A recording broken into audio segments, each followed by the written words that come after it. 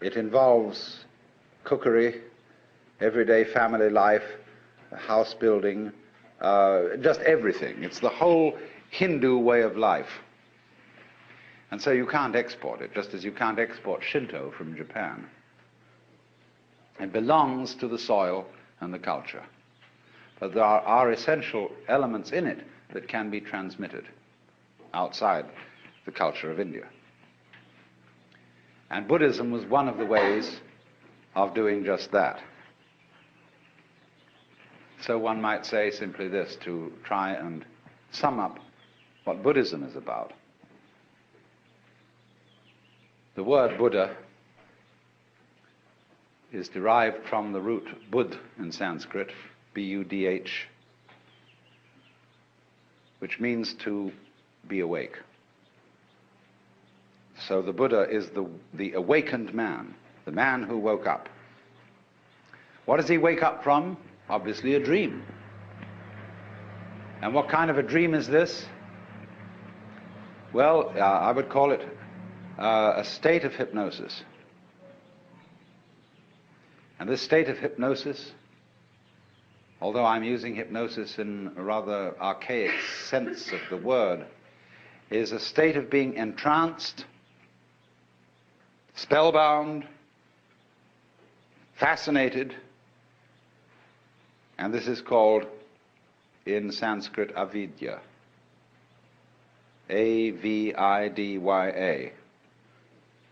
Vidya is knowledge in Sanskrit.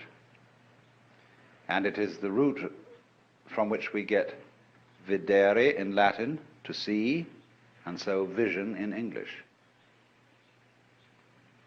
So putting the A in front of it means non. Avidya, not seeing. Ignorance, ignorance. Where you see but you ignore everything that you're not looking at. When you put the beak of a chicken on a white chalk line, and the chicken is fascinated with that and can't get away from the chalk line, that's avidya.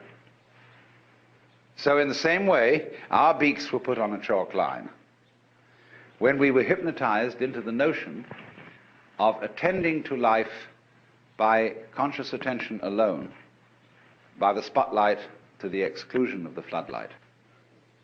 And so we began to imagine that we were separate individuals. What is called in Buddhism Sakhya Drishti, the view of separateness. And a Buddha is one who has overcome that.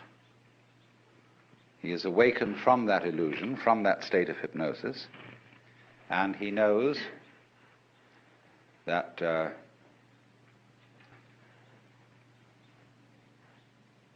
well, I can't put what he knows in any positive terms. This is the special thing about Buddhism. Everything in Buddhism sounds negative. Let's put it this way.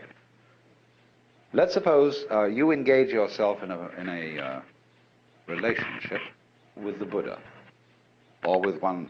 I mean, there are hundreds of Buddhas. The one we call Gautama is just the historical Buddha that everybody knows about. But one Buddha leads to another, because as a result of his relationships with people, he turns them into Buddhas too, awakened people. Now you meet one of these people, and he's going to give you a rough time. But one of the Buddhas running around these days is Krishnamurti. And Krishnamurti absolutely destroys everybody's religion. Why do you believe this? Why are you hanging on to that? Why do you want to insist that this idea is so? See? And he shows you that all your fixed formulations, all the ideas to which you cling, are spurious. And then you suddenly get into a kind of vertigo, dizziness, that you feel suddenly that you're no longer standing on the firm ground, but that the universe has suddenly turned into water, or worse, air, or worse still, empty space. There's nothing to hold on to.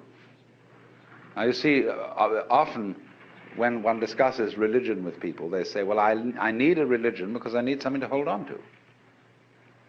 Well, that's the way not to use a religion. Because if you use religion as something to hold on to, Your religion is an expression of unfaith. Faith is where you let go, not where you hold on. When the cat falls off the tree, the cat relaxes, you see. And so the cat lands with a soft thud and doesn't get hurt because the cat has faith.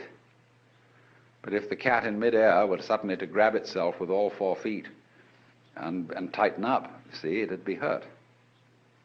And that's what people do when they say, "Rock of Ages, cleft for me, let me hide myself in thee." They want something to hold on to, you see. And that is unfaith. So the method of Buddhism, it's called the Dharma, doesn't mean the law, it means the method. The method is to knock the stuffing out of you, to take away everything to which you cling, to cleanse you completely of all beliefs, all ideas, all concepts of what life is about, so that you are completely let go. So Buddhism has no doctrines at all that you have to believe in. I don't care what background you come from, whether you're a Roman Catholic or at one extreme or a logical positivist at the other. Both are clinging to something, you see? And so the method of Buddhism is to knock out the underpinnings and say, well, not only do we not believe in anything, we don't even believe in not believing in anything. You know, you crawl into a hole and pull the hole in after you. But in this case, you do the exact opposite of that. That's a defensive move, to crawl into a hole. In this way, you crawl into great space and then pull the space out after you. And to go through this is pretty rough, because you can do it on what seems at first to be a merely intellectual level. So you can engage a group of people in a discussion, and you can start, whenever they propose an idea that is their sort of guiding principle of life, you demolish it, show that it doesn't hold water.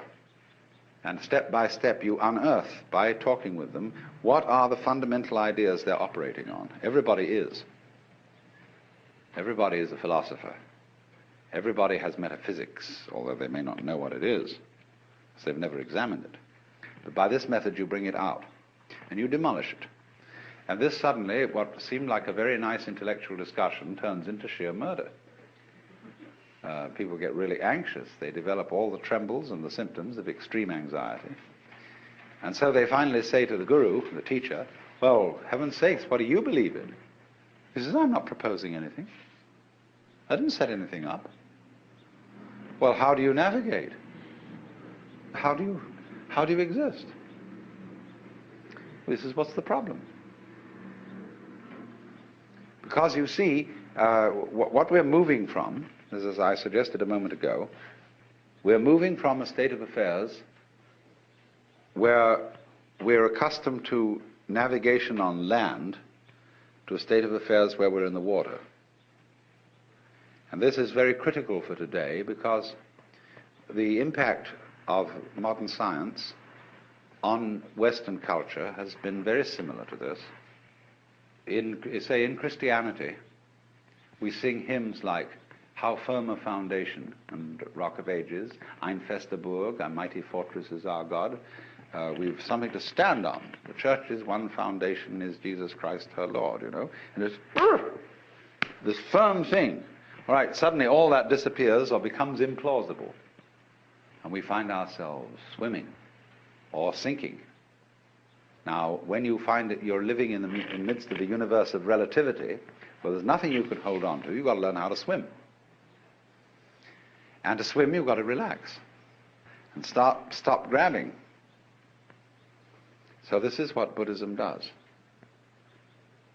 When it says it's the art of let go, of non-attachment. Non-attachment doesn't mean that you lose your appetite for dinner. It means simply that you stop grabbing. You get rid of stickiness. Stickiness in the sense of, for example, when a wheel has an axle that's too tight and it sticks. You want to loosen it up a bit. You don't want it too loose. You don't want it floppy. Like a lot of people, when you tell them to relax, they become like a limp rag. It's not relaxing. Relaxing is having still tone, but it's a middle way. So this is entirely what Buddhism is about. It's about learning, for example, if I may put it in a vivid way, when you were born, you were kicked off a precipice.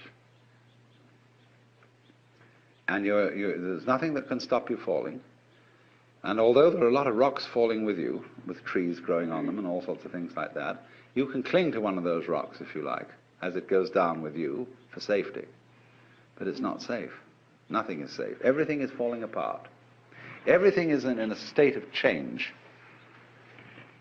And there's no way of stopping it.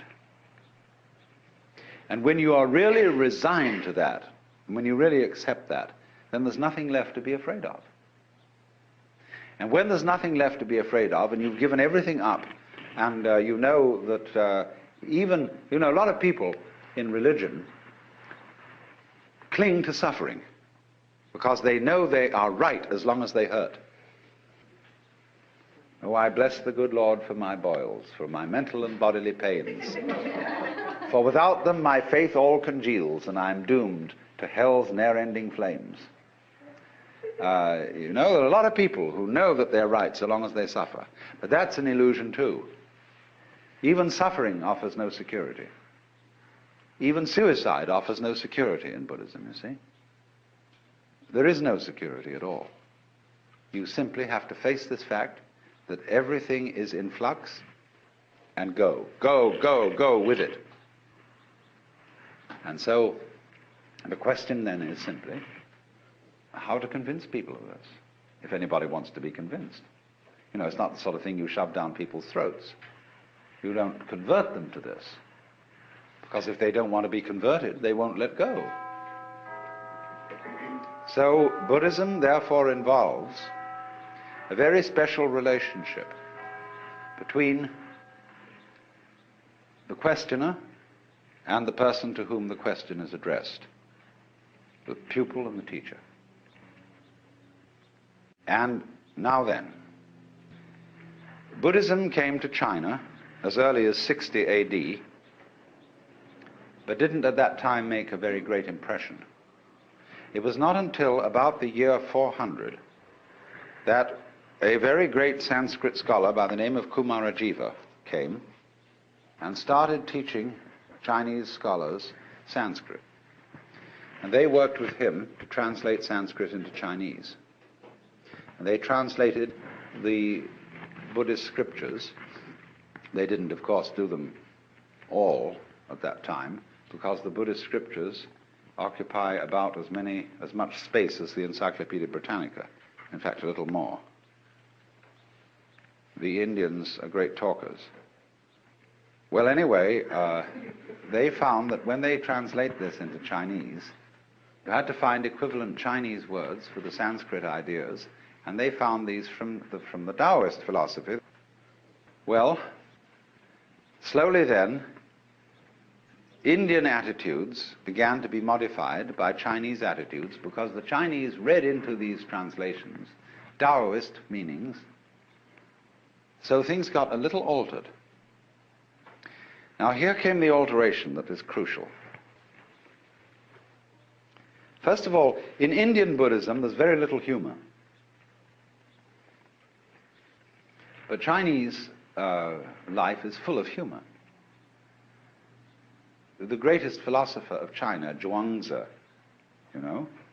is the only philosopher who is, I think, in the whole world, who is profoundly humorous. There's a book in the modern library, published by Random House, called The Wisdom of Lao Tzu.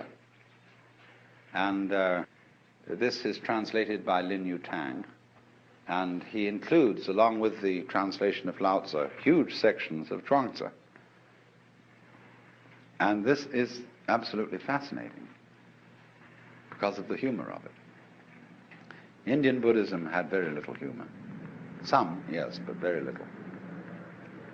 Next, it was all tied up with celibacy, which to the Chinese was absolutely incomprehensible. Because Chinese civilization is rigged around the family. to a far greater extent than ours is, which is saying something. And they just couldn't see any point or any wisdom in celibacy. When Buddhism came to China, it still retained a certain element of celibacy, but for different reasons than Hindu. The Chinese way of celibacy is not that sex is naughty, but it's terribly convenient not to have a wife.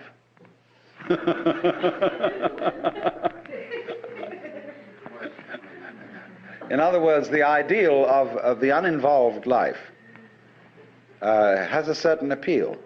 But they could never get through into their heads the notion that sexual desire was bad, which has always played a fairly strong role in Hindu thinking. Not in the same way as it has in the West. The Hindus don't have a guilt take on it. But they think that it dissipates your spiritual energies. And you see, in yoga, they envisage the idea that at the base of the spine there is what is called the kundalini, the serpent power, or the force of psychic energy. And so long as it remains at the base of the spine, this force is dissipated in sexuality. Now, yoga is to suck this thing up the spine and get it into the head. And so then you withdraw from the manifestation of this energy, or the dissipation of it, in sexuality, and it's put on a higher level. Only which end is up?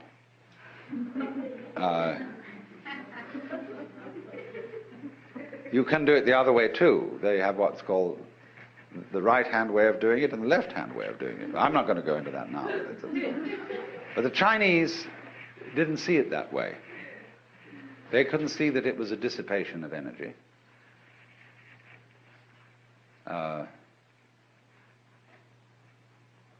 So what they wanted to aim at was a way of living Buddhism and being awake, but at the same time remaining active in the ordinary life of the world. It's what's called, in their phraseology, being king on the outside and a sage on the inside. Managing practical affairs, completely involved in whatever life is, but at the same time inwardly living on top of a mountain, being cloud-hidden, whereabouts unknown. So Chinese Zen is the preeminent expression of this, because it is the mixture of Indian Buddhism and Chinese Taoism plus a certain Confucian practicality. Zen developed out of the work of Kumarajiva, came into China, as I said, 400 or a little before. He had two disciples who began to work on Buddhism from a Taoist point of view, and they were actually the originators of Zen. Then apparently, about shortly before 500, as the dates now check out, another Indian came to China whose name was Bodhidharma. And Bodhidharma was the person who touched off Zen as a specific movement. Bodhidharma had a pupil by the name of Eka, Huike in Chinese. Eka is Japanese pronunciation, like Zen is the Japanese pronunciation of the Chinese Chun. And the story is that when Eka came to Bodhidharma, Bodhidharma refused to accept him as a student. All Zen masters do this. They reject you. And this stimulates you, you see, to come back stronger. If you're going to learn at all. And Eka came back stronger and stronger and stronger, and Bodhidharma resisted him stronger and stronger, and finally he cut off his left arm and presented it to Bodhidharma. He said, look, here's my left arm given to you as a token that nothing in the world matters to me except to find out what you're all about. All right, he said, what do you want to know? Akar said, I have no peace of mind. Please pacify my mind. In Chinese, mind is this word pronounced shin, and shin is here. Shin is the heart mind, it's the psychic center. And so Bodhidharma said, bring out your shin here before me and I will pacify it. Akar said, when I look for it, I can't find it. Bodhidharma said, then it's pacified. And Akar immediately understood what all the thing was about. That's the experience called satori in Japanese, wu in Chinese, Mandarin, and in the Cantonese dialect, it's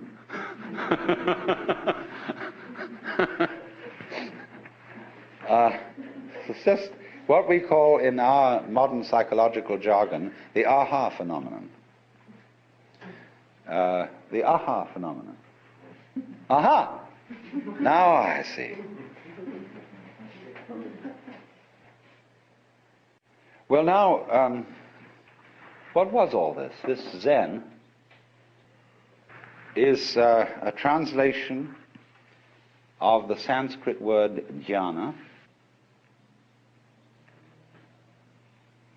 And so this is being pronounced Chan in Chinese and Zen in Japanese. Is unfortunately untranslatable in English. It designates a certain state of consciousness that is sometimes called meditation, but that won't do it all. Contemplation isn't really the point. Chinese have a different word for contemplation. And sometimes one-pointedness of mind. I would prefer to translate this word with the notion of total presence of mind. When we say a person is crazy, we often say they're not all there. Now go to the opposite of that and visualize a person who is completely there, or who is completely here.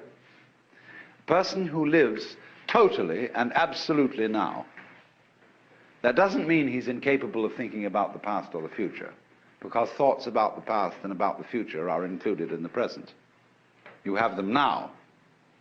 But imagine the kind of person who is not distracted, who when he talks to you, it really gives you his whole being,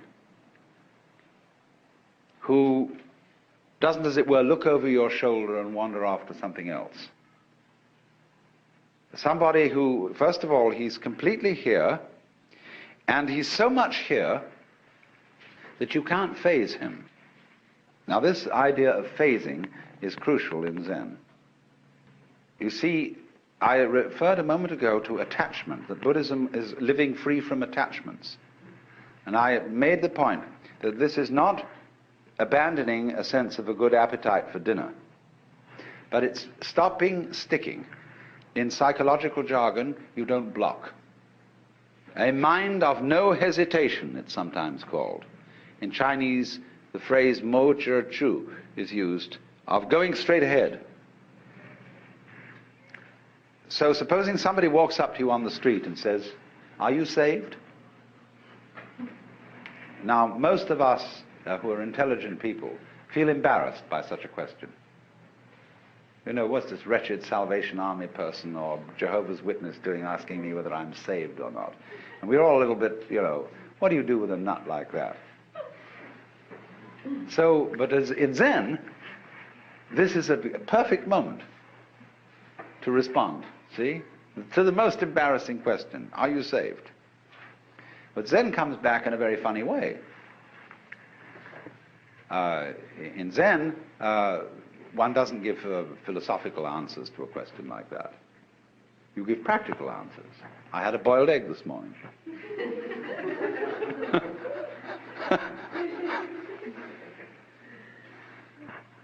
Because Whenever you are asked about matters sacred, theoretical and philosophical, you answer in terms of things earthy and practical. But then on the other hand, when you are asked about things earthy and practical, you answer in terms of things religious and philosophical. Is dinner ready? You know? Who's asking this question? Who are you? So, this is then the flavor of Zen, is, you know, Bodhidharma is supposed to have meditated so long that his legs fell off. And he's usually drawn this way, something like this anyway.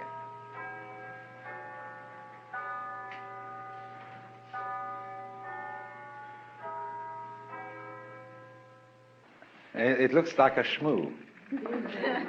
But in Japan, you buy these toys that are darumas, and they are so weighted in here that you can never knock them over. You can bat it on the floor, bat it this way, bat it that way.